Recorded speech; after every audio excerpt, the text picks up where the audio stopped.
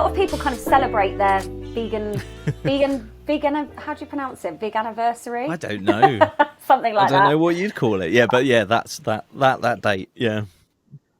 I'm not sure. I think it was 6 years ago. And I'd moved down from Bristol to Dorset. And I was sort of desperately looking for, I had like a really lovely running club and sort of circuits class in Bristol. And I was sort of looking for like a fitness group. I'm quite fussy. I like sort of female only, like, you know. Yeah. So found this group, and the PT lady who ran the group was vegan. Okay. And she'd always be sort of like dropping things in, you know, like a little bit of vegan activism during each boot camp class. And it just really struck a chord with me, because I was like, oh my God, you know, all these years I've been sort of picking at the meat on my plate, not really enjoying it. And actually whole food, plant-based food is what I want to eat. And she talked a lot about nutrition. And then, of course, you know, being an animal lover, I was vegetarian when I was younger because I just loved animals so much. Then it all just kind of starts to make sense, doesn't it? And I know everyone seems to say the same, you know, it sort of seems to be maybe health or nutrition or something like that, or, you know, sometimes it's like a health condition or your skin, and they look into plant-based eating, and then they learn about all the other, you know, things that go on behind the scenes, and suddenly it's like, oh my God, I should have done this, you know, years ago. So so now it's very much sort of all the reasons that I'm vegan. But yeah, just so happy. Like I lost about 5 pounds. I had loads more energy. My digestion was just great. And yeah, just haven't looked back. What was the PT's, you know, when she was dropping these things in, what was her kind of like particular angle? Was she talking to you about health? Was this a running thing? Yeah, so that? Just as we're sort of there, you know, doing our workouts, she'd be like, right guys, you know, like go after this, go home, get like a green smoothie, it's packed with this. And it was all like nutrition based, because everyone was there to kind of like tone up, lose weight, you know, look better. So I think that's a good way to sort of tap into things. Yeah, so she'd be just dropping hints about, I don't know, just plant-based protein and, you know, things like that your standard meat eater wouldn't necessarily know about. And it's like, oh, I don't need to eat chicken for protein and, you know, all that malarkey. So yeah, it was a real eye-opener.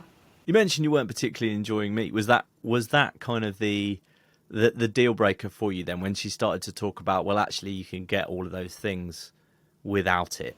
I just didn't know anything about veganism. I thought being vegan was really extreme. I thought you had to be, you know, a 50-year-old kind of hippie, as a lot of people say, you know, so that's stereotyping. And I suppose it was just before veganism started to become a bit more mainstream. You know, Derek Sarno, I think, took over at Tesco's around the same time. So products were starting to creep into the supermarkets more, but it wasn't on my radar. I just thought it was a really extreme lifestyle. And even my daughter told me, reminded me, she's vegan as well, she's 16, that I once said, you know, oh, how cruel it was to force your child to eat vegan food.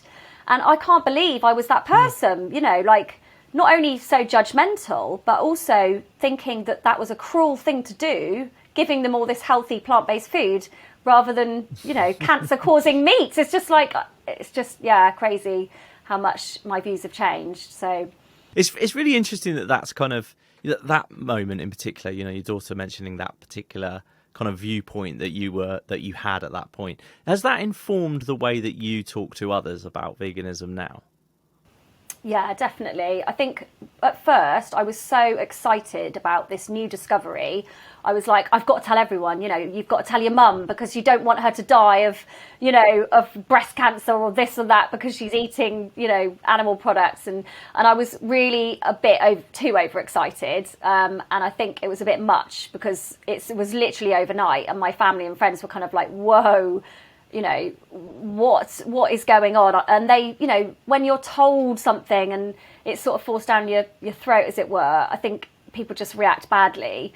So yeah, there were a few moments that were a bit tricky, and I sort of not fell out with friends, but sort of became a bit distanced from them because they were quite defensive. And I was like, no, you know, you just want to tell the world, don't you? You know, as soon as you've seen what happens to these animals, you just want to do all you can to put a stop to it. So I was a bit sort of over enthusiastic, but you know, then I think I calmed down with it. I started working in the vegan industry, which we'll get to in a bit, I'm sure. And just realizing that, not everyone is on the same journey as you. Not everyone will do this overnight. They might never go vegan, but they might cut down on meat and fish and dairy, which is great. Or, and of course, trying to remind myself that I haven't always been vegan, and not to kind of judge people when they're there saying, oh, but I couldn't live without bacon or my roast beef or whatever. Did the full kind of ethical position come quite quickly? Because obviously, like, you came into it from the health route. Sounds like you got the results that you were kind of hoping for, that your PT had almost like lauded and promised. Yeah. Like, did the rest of it come quickly? And was that a bit of a, when it did come, was it a little bit of a shock, considering you'd previously held a position that being vegetarian was the kind thing to do from an animal point of view, and we know now in the vegan world that perhaps that doesn't cover all of your bases from a cruelty point of view. In fact, it doesn't. So did you find that it was a bit of a shock to you, and did it kind of come quickly? Yeah, I think my PT was such a sort of a guru, really, and she still is. And she reads and reads and reads everything. So, she was telling me to read How Not to Die by Michael Greger and all these different books, and of course then I was sort of like going down the rabbit hole and watching the films, and it just completely made sense. I realised why I would pick at the meat on my plate, because I knew it was a dead animal, but that's what you do. Everybody eats meat with their roast dinner, or I don't know, it's chicken in your pie. It's just the done thing. And I'd never really stopped to think about, I guess I think I just knew deep down that it wasn't right, because I used to, like when you're eating and there's like bits of bone or tendon, and, I'd be like picking around it. And I just wish I'd sort of made that connection a bit sooner. When I was vegetarian, I was quite young. I think I was about 8. And it was in the 80s, so it was very much save the whales and all that kind of thing. But of course in the 80s, it was like your mum's sort of going, oh God, she's vegetarian. What am I going to give her? And getting you the sort of, I don't know, the cheesy Findus crispy pancakes rather than the ones with minced beef in. It's just all junk food. And then I think I just kind of, when I got to my early teens and, there was no one around me that was vegetarian or vegan, and you just sort of lose track of it, don't you? Just like, oh, I'm too busy worrying about, I don't know, impressing boys, or, those silly teenage things to think about my ethics anymore. So, yeah, definitely a real shock to see what goes on in the dairy industry. And, with eggs as well, and a lot of people say, oh, but they're from my chickens and things like that. But I went to a free range egg farm to rescue some chickens with my mum.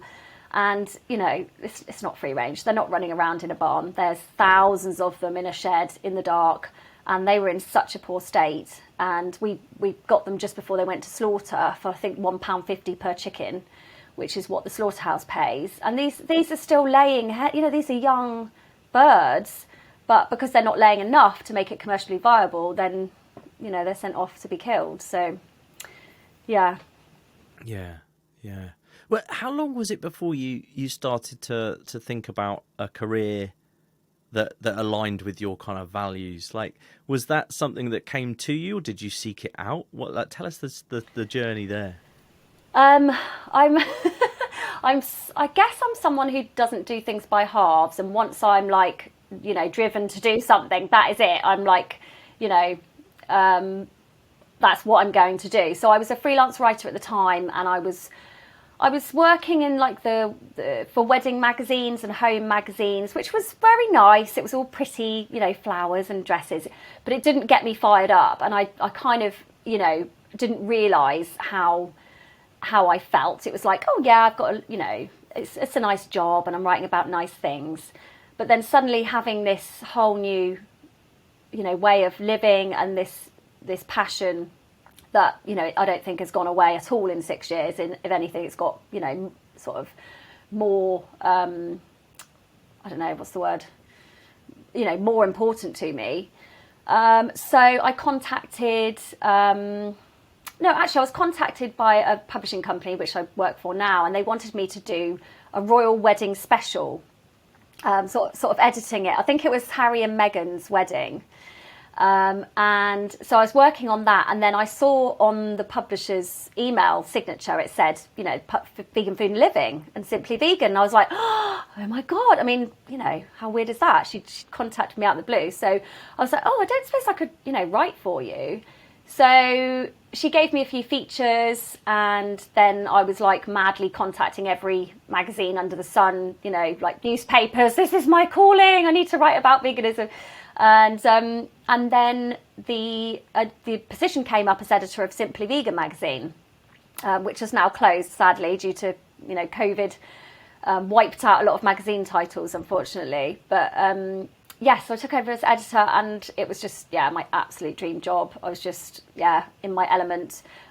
Very sad when it closed, but then they asked me to turn it into a podcast. So I was like, okay, so how do I do that? Obviously, if I'd known you sooner, Jim, then I would have come to you rather than trying to work it out for myself. But I kind of cobbled it together. My first interview was Derek Sarno, right, who I just adore, like a bit too much, I think. Like, Derek. And it was terrible, absolutely terrible. I mean, and the worst thing is it's our most downloaded episode, which I just hate. Every time I look at the stats, I'm like, it's still there at the top. And it was awful. You know, I didn't know what I was doing with editing, the music, and the interview was literally just me saying a question and giggling, like, nervously. Right. But somehow they sort of said, yeah, you can keep doing this podcast. That was 2.5 years ago. And I like to think it's got a little bit better since then, but I've still got a long way to go. Had you interviewed people before? Was that kind of something that you'd done as a writer? No, no. It was more like if I was going to interview someone, it was just sending them some questions on email. Right, so sure. Completely different, really, to anything I was used to. I think because it's all been on Zoom, I think that's helped my confidence. I think if I had to do it in person, I think I'd be a lot more nervous. I don't know why. I just think I don't know. But it's been fantastic. And every time I think, oh my God, I can't do this, it's too stressful. You know, some days you're just not on it, are you? You're not feeling your best or feeling bubbly. You might be a bit tired. But after the conversations, as I'm sure, you know, you yourself have experienced, you just feel, wow, you know, like just really inspired and, you know, listening to people's stories or the things that they're doing in terms of activism or, you know, it's amazing. So, I do feel extremely lucky.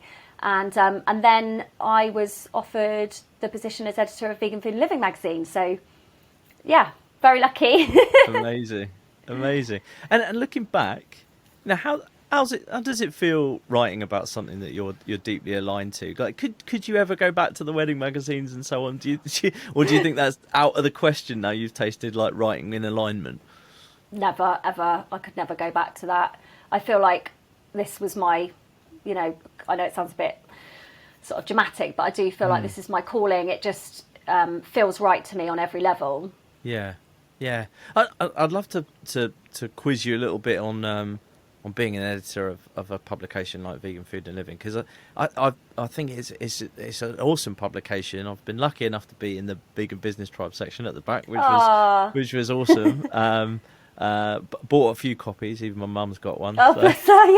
They love to see your face, don't they, in a magazine? Yeah, 100%. And I just think it's an awesome publication. I'd love to, you know, perhaps, there's not many folks probably in the vegan community who haven't heard of Vegan Food and Living, but for folks who haven't, what's the kind of like the mission, if you like, the aim of the publication?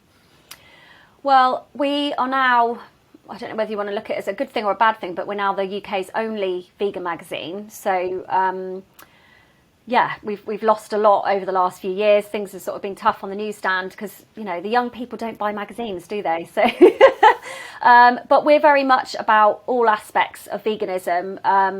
Lots of recipes. We have 70 recipes every month because we've asked our readers sort of again and again, you know, do they want more lifestyle content? And it is the recipes that they like. So yeah, we have lots of different, we have sort of quick and easy recipes, plant-based recipes, how to make, I don't know, this issue we've got how to make lobster rolls out of parsnips, just really cool. That's what I love about getting creative with vegetables. But then we also cover nutrition. We have a nutrition section every month, and also ethics and obviously the environment. So yeah, we cover kind of all aspects, but we're very sort of non-judgmental. We want to sort of cater for everyone, whether you've been vegan for 20 years or you're new to it and you need kind of simple, easy recipes and, advice on sort of all aspects, really. In the time you've been sort of at Vegan Food and Living and working with Simply Vegan, doing the podcast, etc., I'd imagine you've seen a lot of change, growth, progression, if you want to frame it in that way, of the sort of quote unquote kind of vegan movement. And I guess it depends on your viewpoint as to what you'd see as progress and so on and so forth. But I'd love to get your perspective on how you've seen things change over the years. Yeah, like I said, when I first went vegan, there weren't all these products. I think it was very exciting to be on Simply Vegan at the time because, Applewood vegan cheese came out, everyone went crazy for it. And then suddenly there was This Isn't Bacon and, all these amazing products. And of course now you can go into most supermarkets, even my little sort of Co-op or Sainsbury's or whatever nearby has, vegan bacon. And sometimes there's even like two brands. So it's definitely exploded.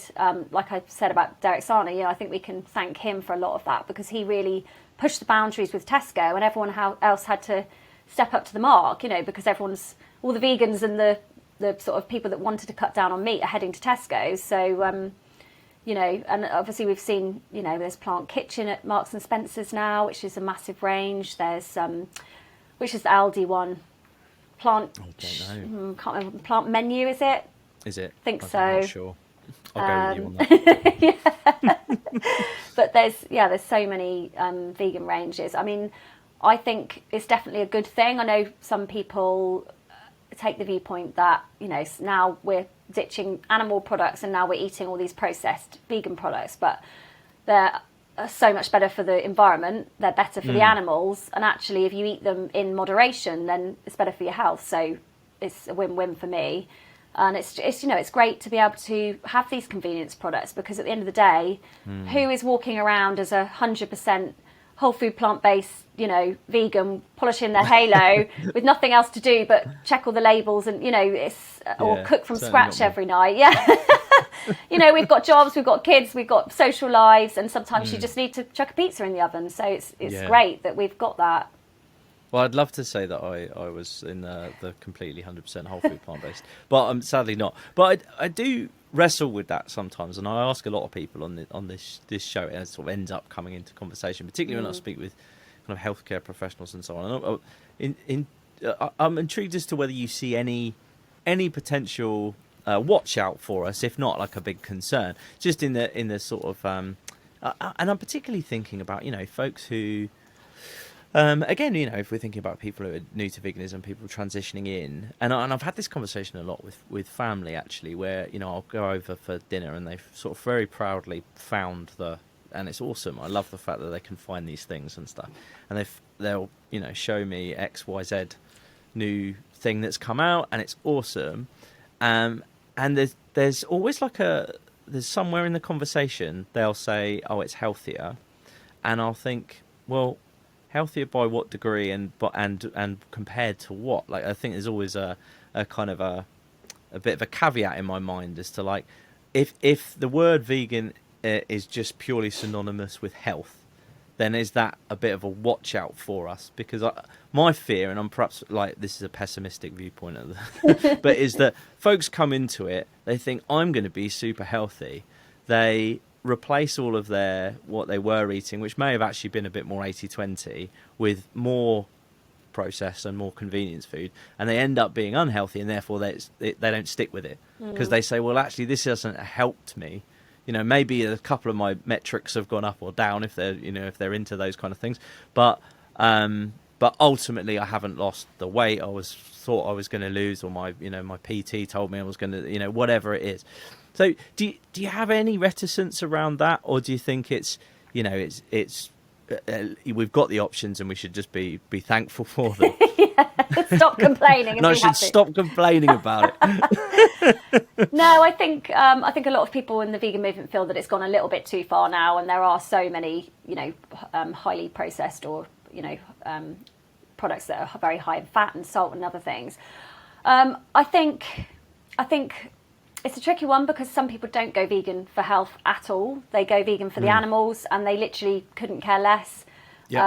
I know I follow I think it's Zachary Bird, the vegan butcher, and he's just hilarious, because he's like, I can't think of one of his jokes now. It's something about, stop judging me because you're growing your own Oreos or something, and it's like he's vegan for the animals, and that's it. And he totally owns it. He's not like Mr. Super Healthy, but I think you're right. I think there will be people that think they can just switch to vegan burgers and that they'll lose weight, and when they don't, they kind of tell everyone that, oh, veganism wasn't for me because I put on weight or I didn't lose any. But I think that is in the minority. I think most people are pretty clued up and realise that these are still processed, and we do need to sort of keep them to a minimum.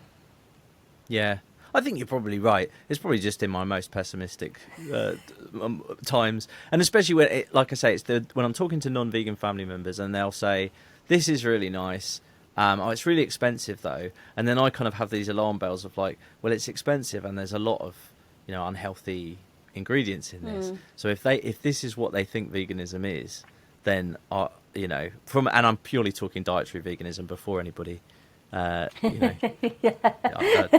know it's not a diet. You're just talking about it from this point of view, but that sort of occasionally like rings a little alarm bell for me. And I think, and I guess my concern is like us as we kind of like the money moves the world, right? So when we kind of like we're growing the movement, it's easy to move it within the boundaries of our current systems, and our current systems are financial and product driven, and big companies are jumping on that, obviously, because they're seeing the sort of the vegan pound, and there's sort of, on one part of me I say, oh, that's great, and that shows we're winning, and on the other side I think, are we actually just storing up an issue? I like to think, in my more positive, optimistic times, I like to think of it as a Trojan horse. So if you have the plant-based junk food this week, you'll be watching the documentaries next week. That's my kind of more optimistic viewpoint. But they should put it on the packaging, shouldn't they? Why don't you watch Cowspiracy? Yeah, I can't see McDonald's doing that on the McPlant. No.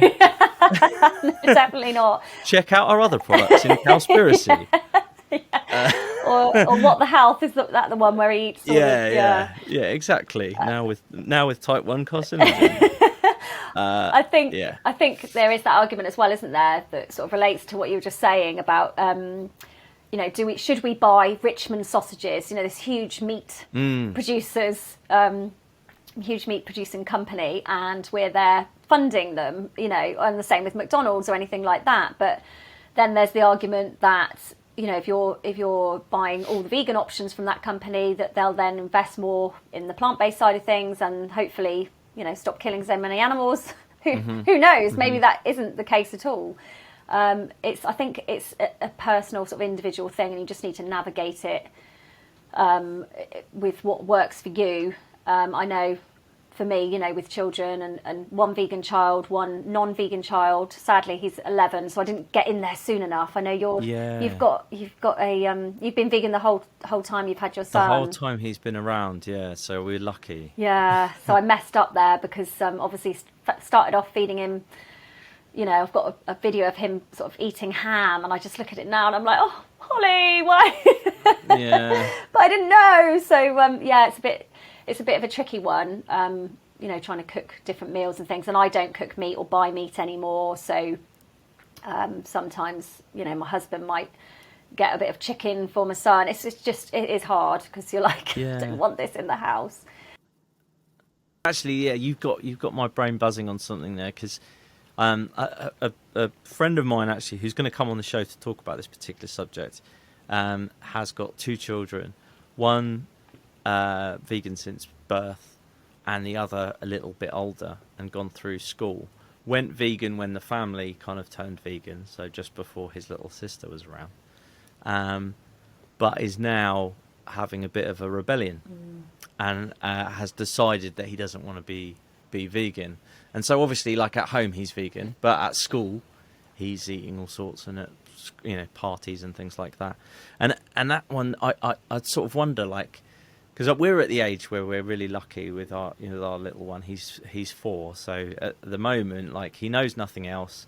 He sees it all in very simplistic terms. He hasn't necessarily got the peer pressure in the same way. So he's just pointing out as we talked about before we were recording, he's pointing out the cow bones in the Haribo and stuff like that, causing all kinds of mayhem, which is wonderful. And yeah, that's all good. But I do worry that there'll be a moment, and my other half and I have discussed this. It's like, I wonder whether a kid who's known no different, it just won't be a question at all, even if their friends are all eating meat, or whether actually they're, regardless, once they get to the kind of the peer pressure, school kind of like school trips or whatever, or going out together, that we'll have the same issue. I don't know. Like, can you put my mind at ease or not?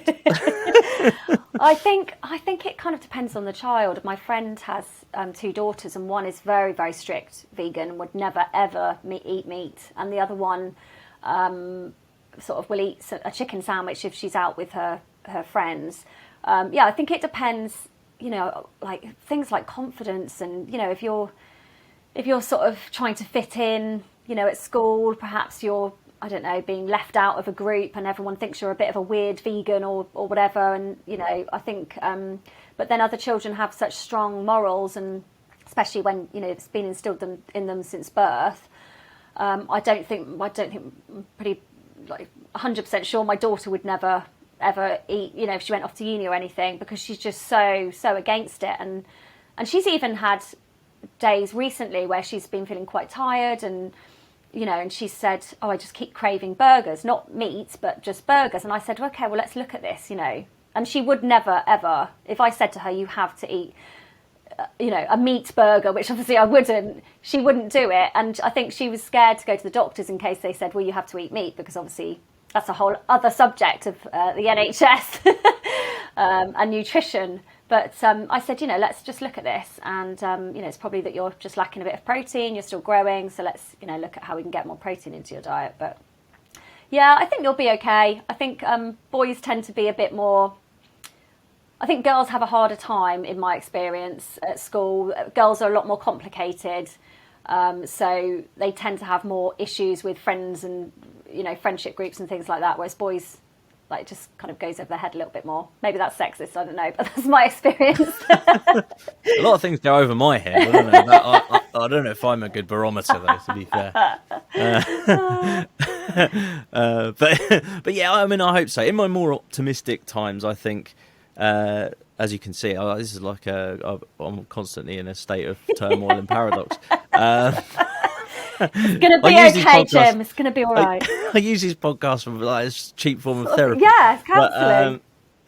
But I in my more optimistic moments, I think, well, 10 years' time, when he's 14, what will, hopefully the progress will be such that in my more optimistic points, I think it won't be a thing. It won't be a thing that people ask. I don't think there'll be 100% vegans, but maybe there's 30, 40, 50% even, if we're wildly dreaming, that are in his class. That's what I kind of optimistically think. And so it's not even a question. It's like, what colour's your hair? Like, who cares? Yeah, exactly. Yeah, I think that's a nice vision of the future, definitely.